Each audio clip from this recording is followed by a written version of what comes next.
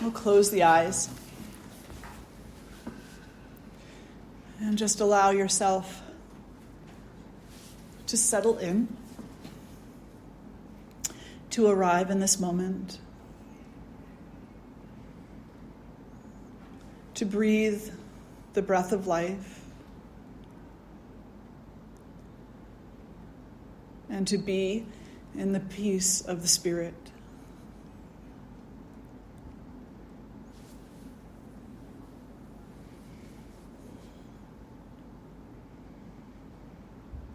And draw the hands together in front of the heart. And we'll chant one Om and the invocatory mantras, taking a breath in. Om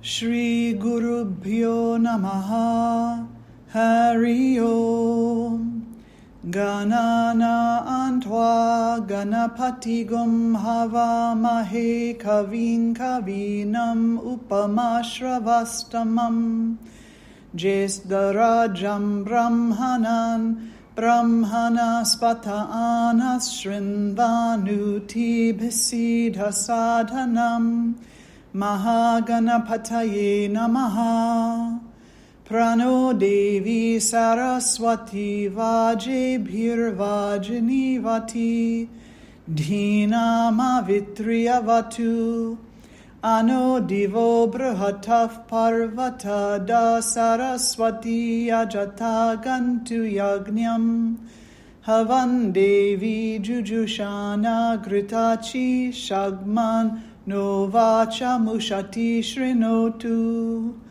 Vagdevyai Namaha.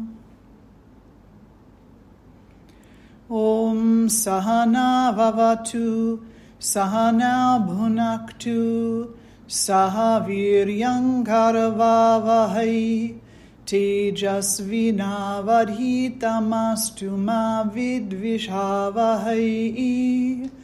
Om Shanti Shanti Shanti.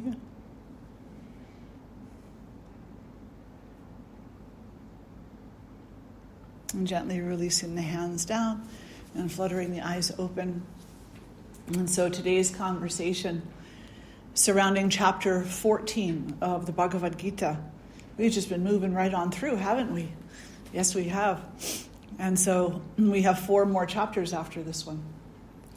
This is a pivotal chapter. They're all pivotal chapters. Not one is more important than the other. Each and every one of the chapters in the Bhagavad Gita, just as in all of the scriptures associated with yoga and Vedanta, provide us with a little bit of a different knowledge that comes in very handy when navigating our human experience and looking to have that spiritual understanding of ourselves and of the world around us and of all the beings in this world. And I guess we could say that chapter 14, it's kind of interesting that it comes later in the text because all of the kind of lofty esoteric conversation comes before this very practical explanation of why we suffer.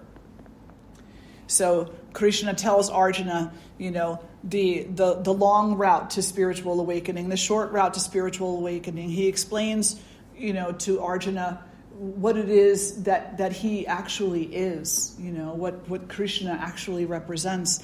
He shows him his effulgent form, his light. They go through all of these very, very beautiful and wondrous conversations. And then we get to the chapter on the power of evolution. And that's one of the names that this chapter is called, the power of evolution. And the evolution of what? Well, the evolution of the material world, of the human-made world, of the human-made concept of the world and of the universe, and our own experience within that.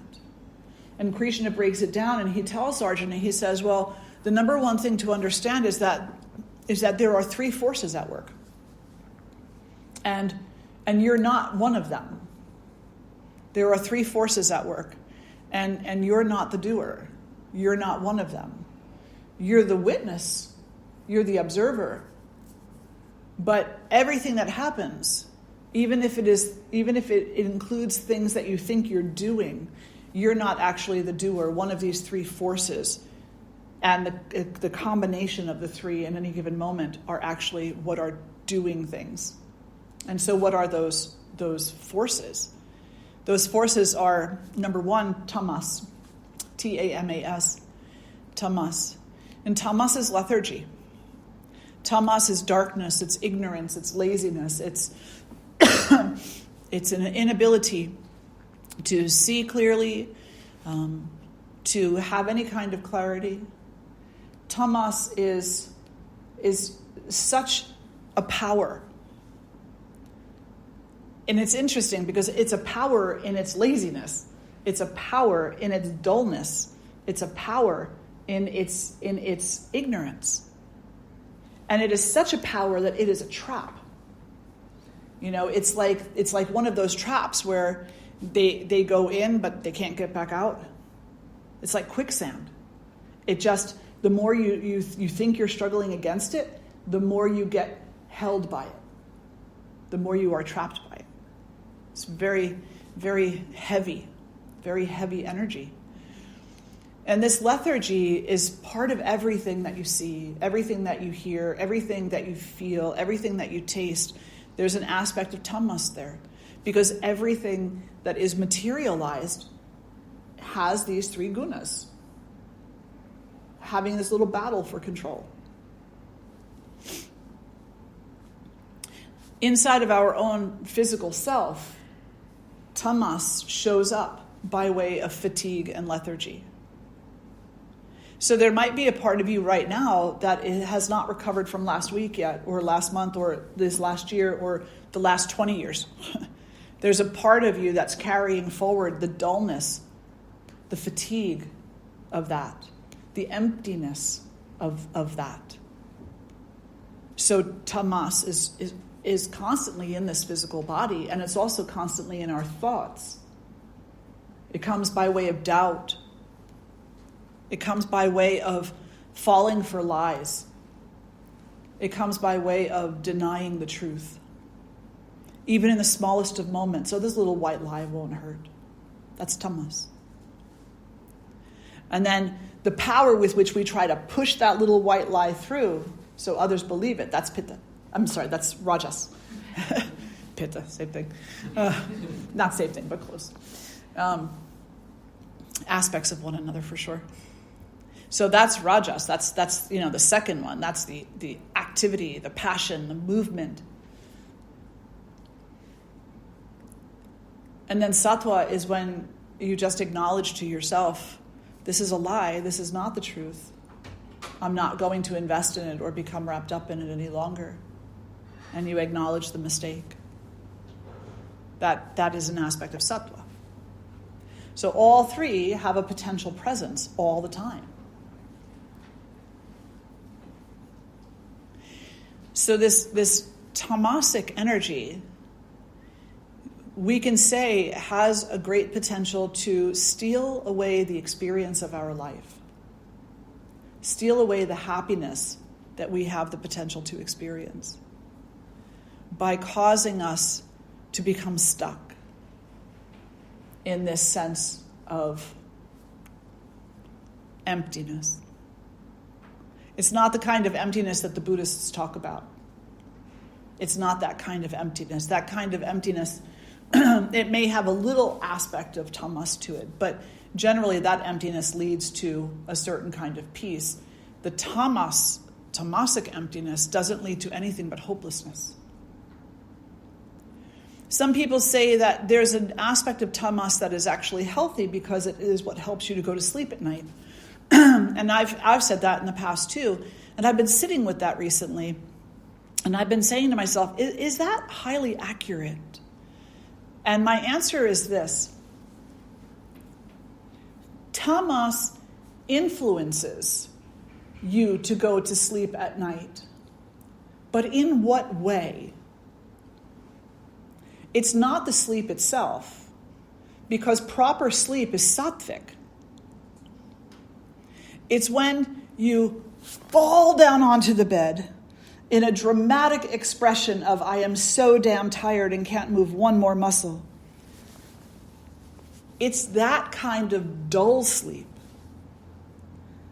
The kind that you think, is just the end. I crashed. It's the crash. That's tamasic.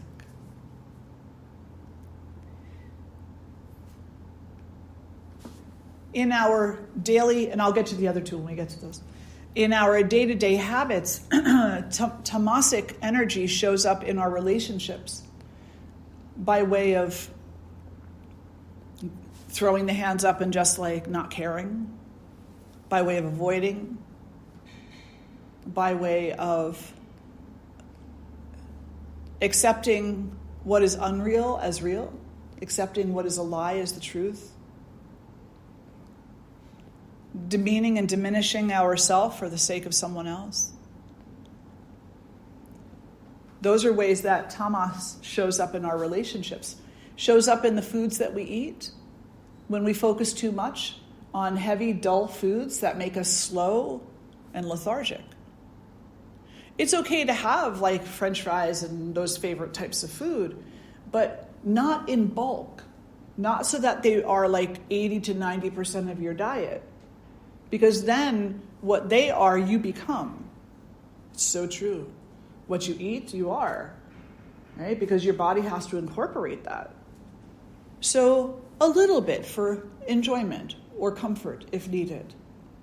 But not 80 or 90% of your diet, lest you become like those qualities that food has.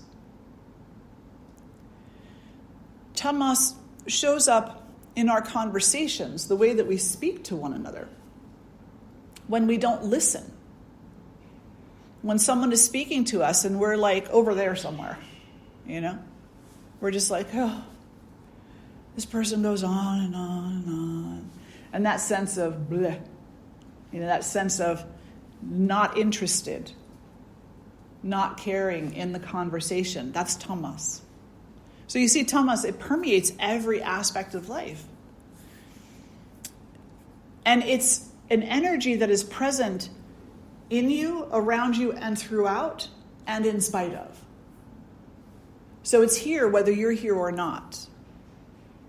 And because you're part of nature, part of this God-made world, part of this beautiful cosmos, it's moving through you all the time. Just like it's moving through the trees and through the ground, and through the water and through the sky. It's always moving through you. And its issue that it has with the essence of sattva and the essence of rajas did not begin with you. It's been here always. The battle between the three gunas has always been here. You didn't start it. And so when Krishna, one way to look at this is when Krishna says, you're not the doer. What he's saying is that these battling energies have been here long before your embodiment has been here. You're allowing them to wreak havoc. You're allowing them. They're doing what they always do. They're fighting one another for dominance. And you're allowing that to happen and be played out on the stage of your life. And in the prop of your body and mind. So the second one we come to is rajas. And rajas is action, passion, movement. It is ambition. Rajas is the process of life, constantly growing and having goals to meet, While most teachers of an Eastern mind would say tamas has very few saving qualities about it. Tamas is really very much about the lethargy and the darkness. Rajas is a little bit different in that it's troublesome, yes, absolutely. But it can also be helpful. Because when we want to move from a state of tamasic energy to a state of sattvic energy, We have to move. We have to change. We have to invite that rajasic energy to become involved. We have to ignite something. So it has a utility to it. Rajas is also everywhere, in everything. It's in you, around you, throughout you, and in spite of you. Rajas and tamas are opposites of one another, in that one is like death and the other one is like life. One is like darkness and the other one is like light. One is heavy, the other is uplifted a little bit more. Mobile, we'll call it. One is stuck. The other is running free. Not liberation, just running free. Running rampant. We'll say running rampant. That's a better way to say it. So one is stuck in quicksand, the other is running rampant. One is thick and dense, and the other is airy and mobile and experiencing. So they're opposites of one another. And because they're opposites of one another, they're constantly battling one another for dominance. And you feel that every single day of your life. When you wake up in the morning and you're like, oh my God, I'm dead tired. And then another part of you kicks in and says, but you got to get up and go. So get up, get that smile on your face, move it, move it, move it. Right? That's not sattva. That's rajas. Lighten up your fire and telling you, get up anyway. And then you have a day because you've had a couple of days and you're like, nope, not going to do that today. I'm going to stay here in self-care and just be a lump on a log. Is that really self-care? It's hard to say. That's a slippery slope. Because it could be, but it also very well may not be. And really, you're the only one who can decide that for yourself after investigation of what's really going on. Well, I'm going to stay here in bed with the covers over my head because I don't want to deal with the world. I've had enough of the world. This is my self-care. I'm staying here.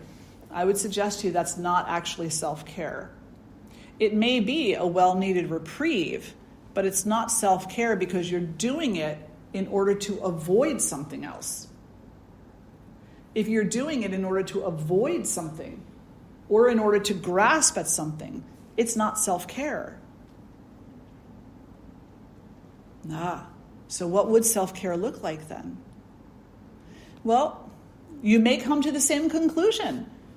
You may come to the same conclusion with self-care that you need to stay home that morning. But the reason won't be because you can't stand the world. The reason will be because you've held your heart and you've held your belly and you've held your soul and you've said, this body is tired. I have abused this body over these last few weeks, months, years, and we need to have a different relationship. So I'm going to rest a little bit. I'm going to feed you nourishing food. We're going to practice a little bit. And the outside world doesn't even come into play. Because the outside world is a distraction. You see a difference? A big difference, right? Versus I'm hiding to I'm showing up. We make the mistake, whether we're in the tamasic state of dominance or the rajasic state of dominance, we make the mistake of thinking that the outside world and what 8 billion people think and what we imagine actually matters. It doesn't. It doesn't. What we think about going out into the world and fighting the world and doing all these things, that's not what matters. What matters first and foremost is the relationship that you have with your innermost self. A healthy relationship with your innermost self is going to automatically support you in showing up in the world, in the work that you do in the world in a particular way.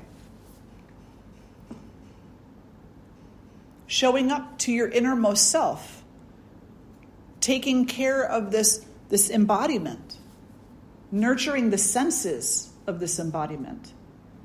That matters.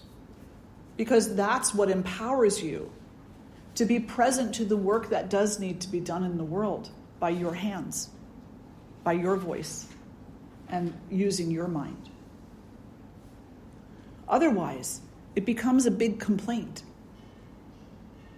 And complaining is very natural and very human, and that's, fine and dandy, but complaining never got anybody anywhere. It never changed anything, ever. And if you have an example where complaining did change something, please correct me, because I've been looking. I have. I've spent a little bit of time looking, like, where has complaining gotten anybody? It's never solved a problem. Not once in the history of humankind has complaining, which is a very tamasic thing, it has never solved a problem. What has solved problems?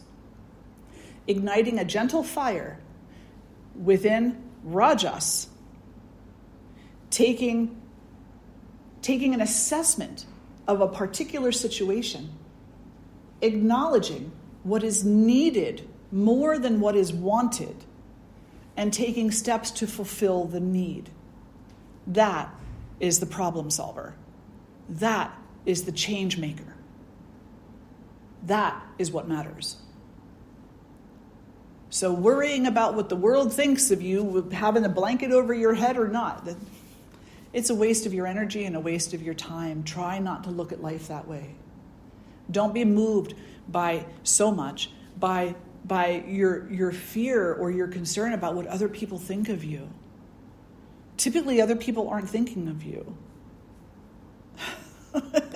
Right? They're going through the same stuff you're going through, wondering what the world is thinking of me and what are they thinking of me. That's the way that they're thinking of you. They're wondering what you're thinking of them, So don't be so engrossed in that. Rein it in a little bit. Bring it inside and utilize Rajas. Utilize the motion, the activity, the energy of passion to do just that. Now, we've had a lot of passion in society for a little while now. And sometimes we make a point. And we say, well, I'm going to rein it in. I'm going to rein it in like I'm reining in, the biggest fish I've ever caught on a fishing line. You ever see those guys on like those fishing boat shows? When they're all sitting there and they're like fighting this amazing fight, And they must sleep for weeks after, Because they expended all their energy in the drama of that fight. In our situation with what we're talking about here, it may feel like that's the kind of fight that we're going through. But it doesn't have to. We've been given this beautiful gift of free will. And free will means you can make a choice. And you can make a choice now. And you can drop the rest of it. Drop the drama. Drop the fear. Drop it. You don't have to keep reeling it in and tossing it back out and fighting that fight. You're not fighting with anybody but yourself if you do that. Instead of saying to yourself, this is such an overwhelming fight, it's too big for me, it's the big fish. Instead of saying that, change your perspective a little bit and acknowledge that the calling that I have is to reconcile who I think I am a little bit more with who I really am. And so, I'm going to put my childish toys away for now. And I'm going to play over here instead and see what this is all about. It doesn't have to be a big drama. It doesn't have to be, oh my God. It doesn't have to be that. It can just be a choice. But in order to make that choice, you still need that rajasic fire. You need that oomph, that get up and go, You need that make the choice energy. So Rajas has a positive purpose to it when it's utilized properly. But when we utilize rajas to become overbearing, overpowering, demanding, narcissistic, when we utilize rajas to become that, to try to control the world, a world which you will never control, by the way, not an oodle of it, nope. Then rajasic is absolutely as harmful as tamas. So rajasic has a little bit more saving grace than tamas has. A little bit more potential to support us. But you have to be careful because it's a slippery slope. It's a tricky situation. And it's very easy to get swept away.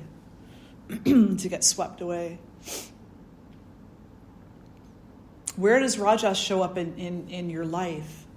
It shows up in your body and your mind when you use your mind to push your body to do things that your body is not prepared to do. Or that's not healthy for your body. I mean, running is a really great thing for people to do if they enjoy that. Running a marathon is a wonderful feat, right? It's inspiring, it's challenging, it directs your energy to something. But let's just say, running 2, 3, 4 marathons in a row, is that the best thing for your body? Some people are addicted to marathons. And so they push their physical body. They push until it's drained and exhausted. And it goes from rajas to where? Tamas. Because they crash. So anytime that we're undertaking a behavior in this impulsive, grasping kind of way, that's causing us to move and to use energy in a way that is chaotic, ultimately we're going to burn out and end up with a tamasic dominance. It may take days, weeks, months, it may take years, it may take a lifetime for it to show up. But keep wasting your energy and it will. Absolutely. So we misuse tamasic energy, we misdirect it in order to abuse the physical body. We have tamasic energy, and actually I guess I should say that a little differently, huh? Okay, so tamas, when not controlled or not having the proper relationship with it, influences us to misuse our body. In the mind, a tamasic mind, we all have a tamasic mind. It's the monkey mind. It's the mind that jumps from here to here to here to here to here. Can't stay focused on any one thing. Of course I can't meditate. I can't stay focused on anything. How many of you have ever said that or felt that? Ultimately, every hand would be up, right? Yeah, because we've all had that situation where the mind is just bonkers. It's just bouncing all over the place. It's like a chinchilla. You ever see a chinchilla? They have what's called a glassine skeleton. Their skeleton is like almost like glass. Like it's very, very delicate. And they kind of roll themselves up and they bounce and they bounce and they bounce. And yet their skeleton is fine when they do that, but you have to be careful picking them up because you could actually hurt them by picking them up. It's crazy. My brother used to have one, and the cutest little thing. But whenever I would go to hold him, he would always say, "Careful, don't squeeze," And yet here's this little crazy rodent going boom, boom, boom, boom, boom, boom, boom, like a little Super Ball. Lot of energy, but that's what we're like. So it's like, that glass-like skeletal structure would be our emotional state of being and our energetic resolve, the energy that we have within ourselves stored up in any moment. And it's delicate. It's a delicate balance. And yet we behave like a Super Ball, using up that balance. And once that balance is tossed off, then we fall into tamas.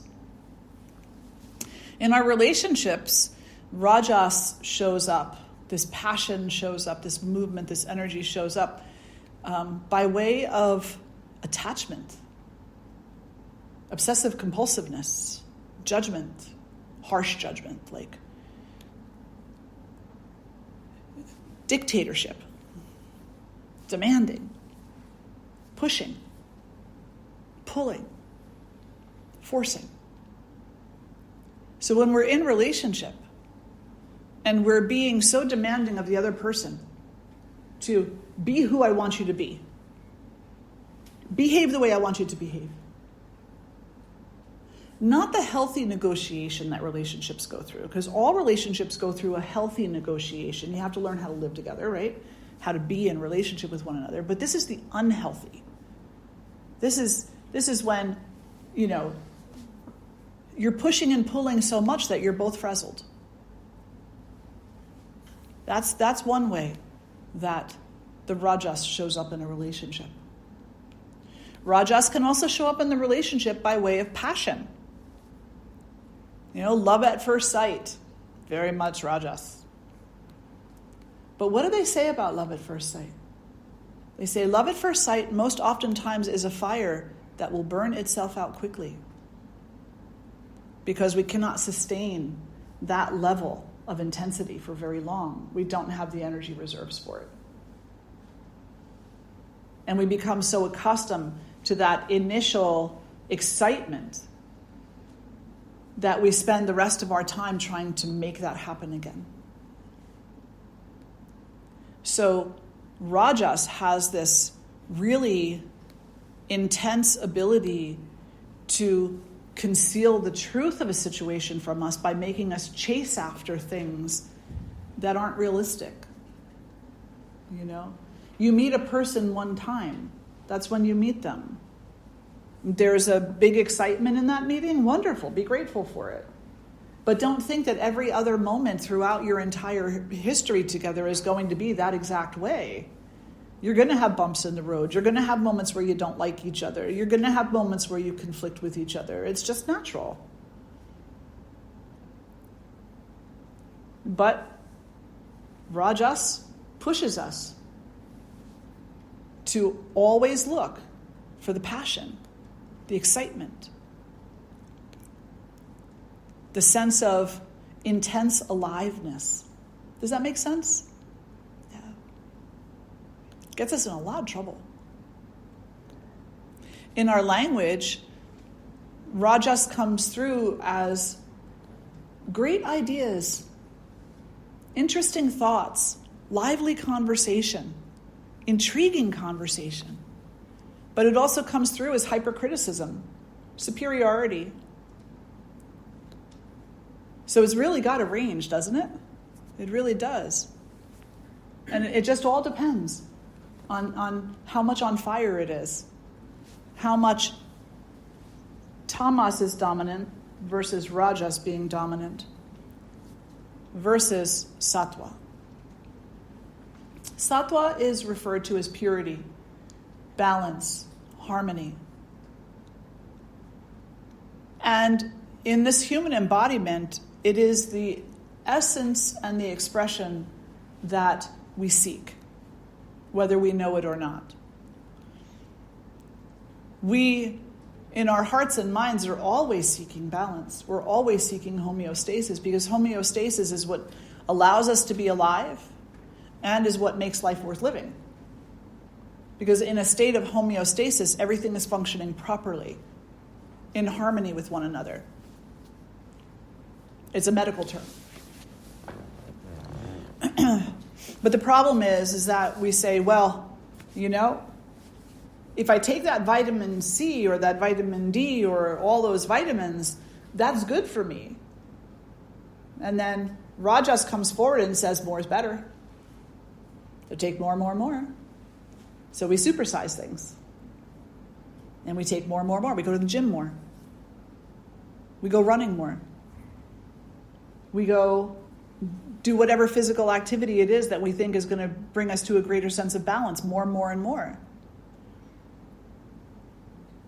But we have to be mindful, because if running off to the gym to go lift weights takes you away from something else that brings you happiness, like true, simple joy, then perhaps you're going to the gym too often. If you're going to the gym and the only thing you're thinking while you're there is, I have to look good, I have to look good. And then someone at the gym says to you, oh, you look good. And you're like, you jerk. I mean, this happens, you know? It's that inner fight. Then the gym it might not be in the right mindset that you're doing it in. If you're willing to put off to the side, to push away things that make you truly happy, like time with friends or sangha, like your spiritual practices, in order to go get buff so that people can think that you're, a hottie, and then you get mad at them for thinking that. You got to renegotiate that relationship because the gym isn't serving you the way you think it is. Certainly, it may be bringing you an essence of physical health, but there's a lot of ways to get that. There's a lot of healthy ways to get that. And I'm not saying don't go to the gym. I'm just suggesting to you that you look at why you're going to the gym. Why? What am I expecting out of this? How am I treating myself over this? How am I going through this process? And I can speak from experience because I used to go to the gym 7 days a week. When I was younger, I was quite fit. I used to go to the gym 7 days a week. I would go to the gym 4 a.m., work out from 4 a.m. to 6 or 7, depending on if I had to go to work that day or not. For years, I did this. And, knew all the coaches there and everything like that. We all had great conversations. And every once in a while, one of them would come up to me and they would say something like, you should take a day off. And I'd be like, nah, this is the way that I organize my stress. Really? Not. And I finally realized that. I finally realized that wasn't the way I was organizing my stress. That there was something else that I was chasing, several other things that I was chasing in that gym and me relationship. And here I thought it was going to make me feel better. I thought it was going to help me to get over whatever mental disharmony was going on, whatever emotional disharmony was going on. But the reality was that tamas and rajas were in battle so heavily at that point in my life. I couldn't stand going to the gym. I didn't even like it, it wasn't where I wanted to. I wanted to go to the beach. I wanted to go get in the salt water. I wanted to walk in the sand and look at the seashells. I wanted to be part of nature, close to nature, take a hike in the woods, go kayaking. But I went to the gym. Hardcore. I'm so glad I figured that out. Because now I go hiking. Now I go out in the kayak. Now I go to the beach. Well, maybe not so much here, but when I can get over there, I go. So look at what you're doing and why, and ask yourself, is this just Rajas and Tamas battling with each other for dominance? And I'm being pulled back and forth and made to feel even worse about myself in this process. What can I do? How can I behave? How can I think? What can I practice in order to invite more sattva into my life experience? So as I said before, sattva, purity, balance, harmony, homeostasis. Temper yourself. Don't go over the top with things. Don't be all in or all out. I learned that when I went to pre-law. I was going to be a lawyer. So glad I didn't do that too. That was to prove a point to somebody. My mother, She was like a lawyer, a judge, an opera singer. These are the three options you have in life. So, you play into your parents' hands. We all do. And then at one point I just decided that was not the route that I wanted to take. But I learned something really valuable in that education. What I learned was it's more beneficial to understand all arguments than it is to be hyper insistent on only one. Because when you're hyper insistent on only one argument, you have nothing to talk about. You have nowhere to go. But when you take the time to listen and to understand where someone else is coming from, now you can have a conversation. Now you can start to explore. And that's true in all of life. So if I went into pre-law studies to learn only that, it was worth it. Because that was a guiding principle in so much of what I've done in my life. Don't be hyper set in your ways. Because being hyper set in your ways is either tamas or rajas. It's not sattva. Sattva, balance, homeostasis, requires appropriateness. The homeostasis in your body, for example, your heart, do you always want your heart to be the exact same pace? You know, that exact same heartbeat while I'm sitting here. Then I'm going to get up and run around the ashram 5 times. Do I want my heart rate to be what it is right now when I'm running around the ashram 5 times? No. I'd probably die. I want it to be appropriate. Sattva is appropriate. Sattva is appropriate. And for us as human beings, appropriate oftentimes has to be worked at. Because we've been dragged into the ditch with tamas. We've been running around, being dragged around by a horse with no reins, like rajas. And sattva says, work to be appropriate in whatever you do. Appropriate in your food, appropriate in your sleep, appropriate in your thinking, appropriate in the way you carry yourself through life, appropriate in your relationships, appropriate in your habits. Work to be appropriate to the moment. It doesn't say never have a reaction. We're human beings. We're going to have reactions. But maybe they don't have to be so out there, as to take every bit of your energy. It doesn't say don't take a day off. Of course you're going to take a day off. We all take a day off. We're human beings. We need to from time to time. But what sattva informs us is, if possible, don't take a day off for the purpose of avoiding the world. Because then you're not addressing anything. You're just hiding.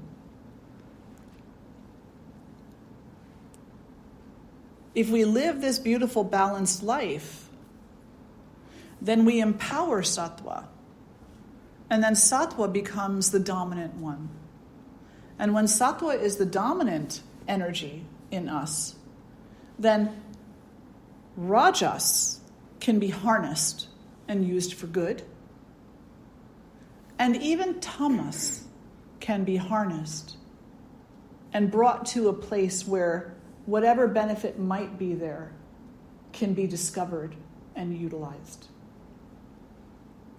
And we in our own self, in our human self, in our human mind and human emotions, won't feel like we're so out of control, like we're so incapable.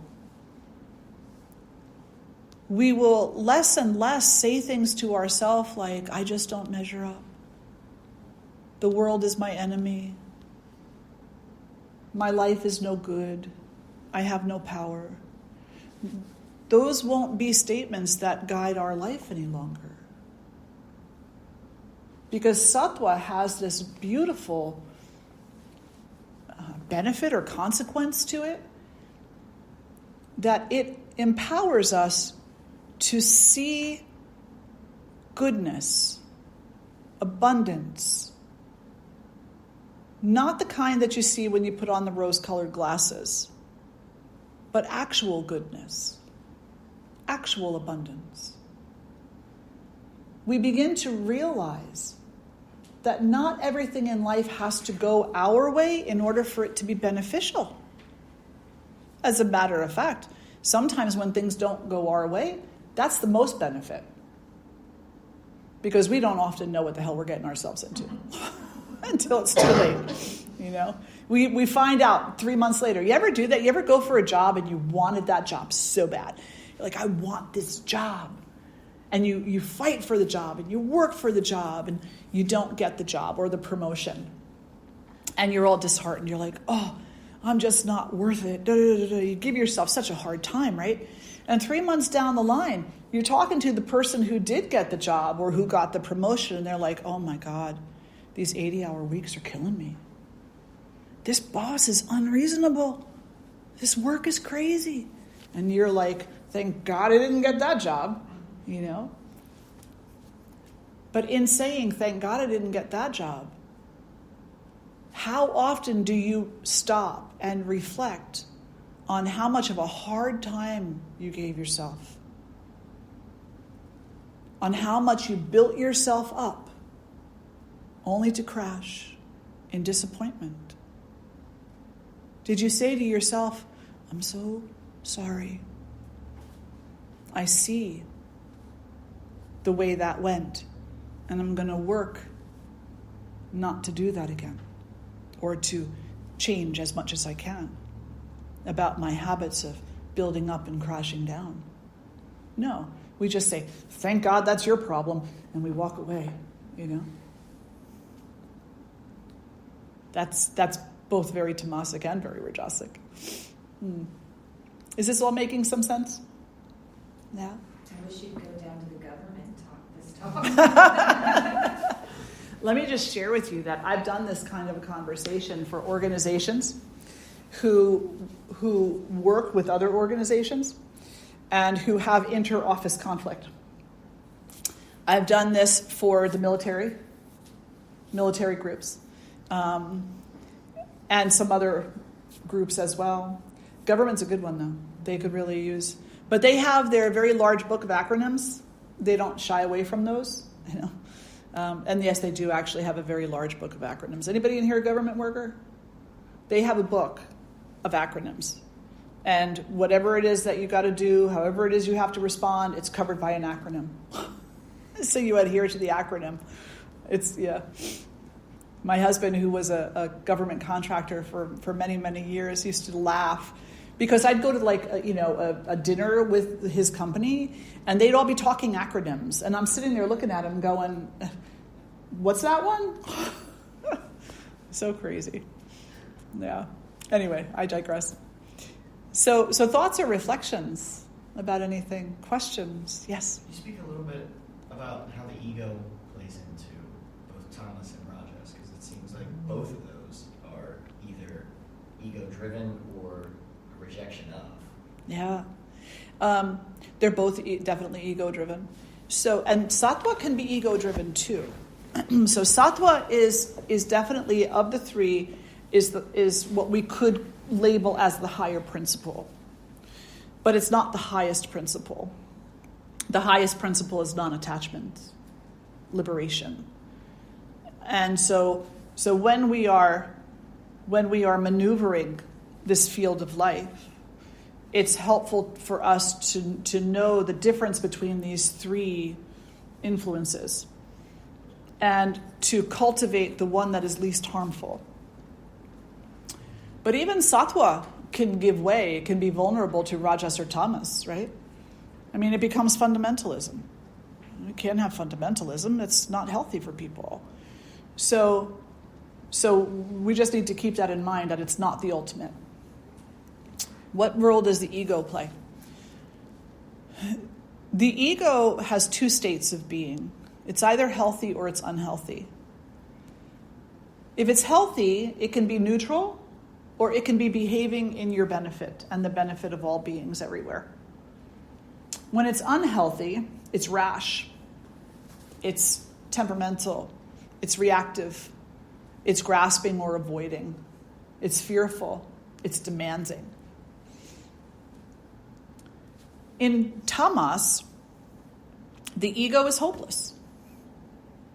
In tamas, the lethargy, the ignorance, the ego is driven by dullness. In rajas, it's driven by sharpness.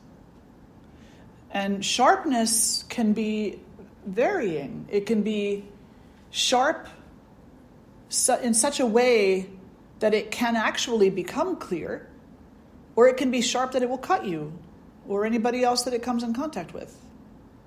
Does that make sense? So the ego, when it's unhealthy in a tamasic controlled environment, then it'll be dull, it'll be hopeless, it'll look like depression, it'll look like doubt, it'll look like giving up, it'll look like being stuck. For those in the room who know a little bit about Ayurveda, it'll look like kapha out of balance. Right? Kapha out of balance. For the unhealthy ego, when rajas is the dominant one, it'll look sharp. It'll look darting. It'll look interested and calculating. And that can have two definitely different sides to it. On the one side, it's calculating, it's manipulative, it's destructive. On the other side, it could be a doorway to further critical thinking that leads ultimately to discernment, to a more sattvic state of being. So I suppose I could say, I would prefer that my ego be in a temperate rajasic state, so the door is always there. When it's in a tamasic driven state, there's no doors or windows. There might be one little window. There has to be one little window. It's really hard to get to, though. So I would prefer to have my unhealthy ego in a slightly rajasic state, so that I have the potential in myself to build up the momentum necessary to make the changes necessary to move from unhealthy to healthy. An example of this, and hopefully I'm answering your question, an example of this would be, there's a person you don't like, somebody who irritates you. And whenever you see that person, your ego moves into rajas. And maybe you're with your friend and you're like, look, there they are again. Don't you hate the way they dress? Oh my God, da da da da da. You start gossiping, And at the same exact same moment that you are tearing this person down with your thoughts and your words, you're also thinking to yourself, shut up. That's so harmful. You don't enjoy this. You just think you enjoy it. You think you're getting something out of this. Just shut up. Stop it. And your answer to yourself on the unhealthy ego side is, I don't know how. I can't stop it. It's like I'm spewing and I can't turn off the faucet. So you just keep going because you have not built faith in yourself to be strong enough to change. But then a moment comes and you see that person and you catch yourself. You catch yourself. There's that little tiny window opportunity. And you say, I'm not going to say anything. Not going to say anything at all. Just going to keep walking. Not going to say anything. Not going to allow myself to be pulled by tamas or rajas into this horrible behavior of lashing out at someone who I may have no good reason to be lashing out at. And in most instances, we don't have any good reason to be lashing out. There are some instances where we need to take control of a situation, but even there, lashing out in a gossipy way is not useful. So you catch yourself and you say, okay, ego, I'm going to train you now. Oh, you just tried to lasso a wild horse. Boy, the ego's going to be like, but what about? But remember when? Come on. It's going to start elbowing you. Like you ever have that person next to you who's like, remember? That's what that unhealthy ego is doing. And so it's like you're training a horse who's green, right? What fun that is. Unless you know how, the horse whisperer, unless you know how to train that wild horse in a way that's compassionate and soft and discerning and not making excuses. You say, no, this is the new way. We're not going to go there. And then you practice that a little bit until you've built a bit of resiliency in that approach. And then maybe you take the next step. And the next step is you see that person, you're both in the store, you're in the same aisle, both looking at cereal. And maybe you even look at them and you say, your hair looks nice today. Or you say, you don't lie. You don't lie. You don't lie. You don't say, hey, it's really nice to see you, because that's a lie. So you don't lie. But you say something that can be true. May you have a beautiful day today. May you have an inspiring day today. Have a lovely day. You don't have to follow it up with, oh, and by the way, guess what's going on? No. You don't even have to say it. Think it. It's metta, isn't it? May you be safe. And in that moment, you mean for me.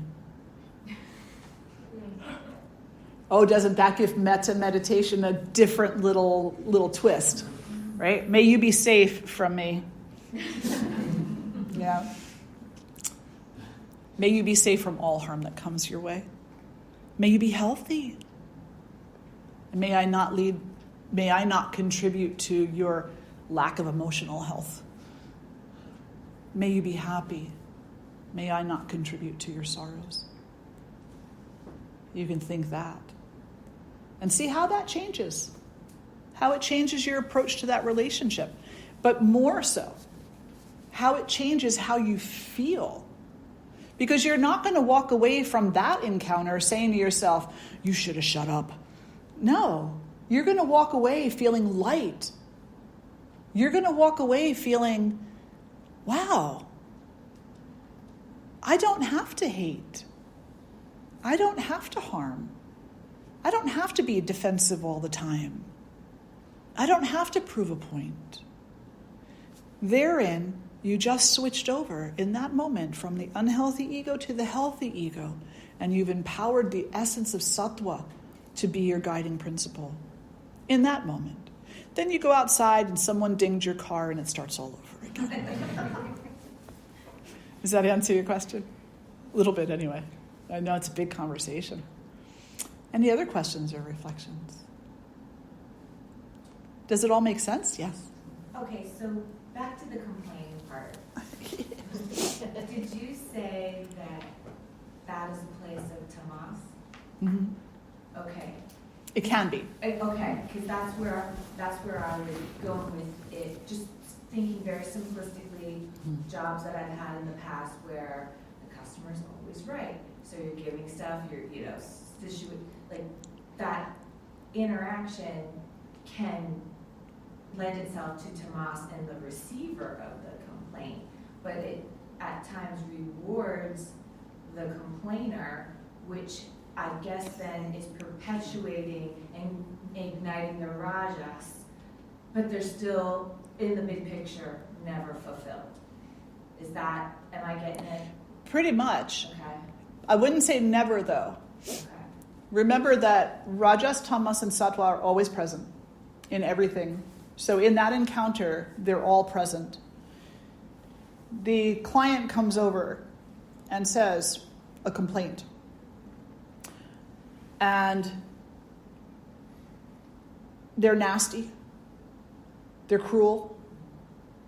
They're violent, slamming their hand down or raising their voice. and not interested in solution. Tamas. Client number 2 comes over. They make a complaint, and they follow it up with, how can this be resolved? Rajas. Receiver of the complaint. Frustrated by both? Sick and tired of it? Don't even want to hear it? Tamas. Sympathetic, compassionate, empathetic to the first client, recognizes that person is in a stuck place, tries to pacify the situation, doesn't take on the energy that they're offering. The second client says, says to the second client, I'm so, glad that you brought this to my attention, and you ask about solution, and I'm very much interested in solutions to these types of problems. And so, do you have a thought about what might work better? Because I would really be interested in hearing your thoughts further. Or, let me take this to my board. Let me take this to the staff. Let's see what we can do to correct the situation. Follows through. So now you've got Rajas moving to Sattva. Right? Chronic complainer, no solution interest, Tamas. A complaint seeking a solution, Rajas. A complaint that actually leads to solution or the attempt to make solution, Sattva. Yeah. The last one's rare. Because really, if you think about it, we all want to be that. But what is prominent in society is the first one. I invite you, take a day and look at how much you complain about. Look at how much. Our yoga teacher training students, I have put them through this exercise, and they always have such great feedback. They're like, I had no idea how much I complain. Everything from my toast isn't toasty enough to my coffee got cold too quick, to big stuff. All day. Everything is either a complaint or a compliment. Complaint or a compliment. Never an in-between. Never a contentment. Rarely. We don't say never. Rarely a contentment. Rarely a gratitude. And so I invite you to do that same exercise. It's very, very eye-opening. And it shows you just how much gratitude is needed. Gratitude for whatever it is that you're facing in a given moment. Because even the most difficult of moments can be the ones that propel you into further growth. And as a matter of fact, they are the ones that will propel you into further growth. Never did a person grow by being stagnant. They're diametrically opposed to one another. Stagnancy is not growth, it's not capable of it. So there has to be a little push, a little something, a little tiny bit of fresh air that comes in through that one little window in a very large dark room. And it has to be the perfect moment. It's amazing. Like when you think about what's required for change to even begin, conditions must be perfect.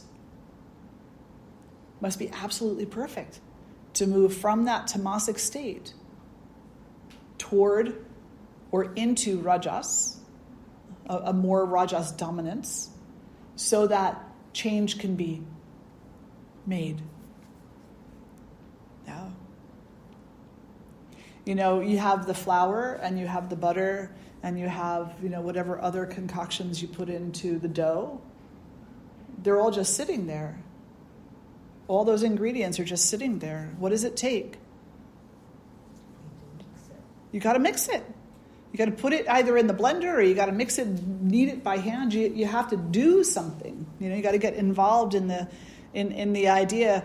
And I know this is contradictory, but you got to get involved in the idea of applying yourself. Even though you're not necessarily the doer, it's the battle of these three essences within yourself. You do still have free will.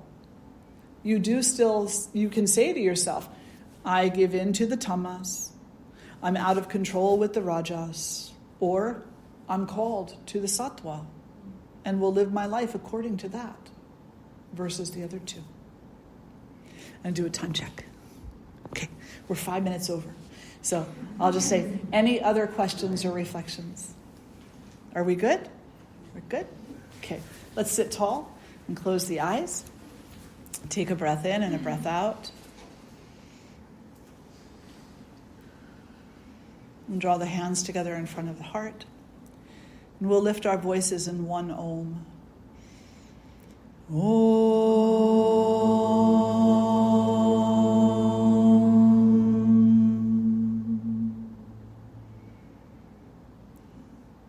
Hari Om. Jai Mata Di. So good to gather with each and every one of you today. Always such a gift and such an honor to see you. Thank you for being here. Wonderful. If you're going to go down and have some brunch, give everybody in the kitchen a little love and support. These two ladies right here who are going to be serving you. And Michelle, of course. And Dayananda has kirtan at 12:30. And so we hope you stay for that. If you're heading out, have a great day. Enjoy. Bye.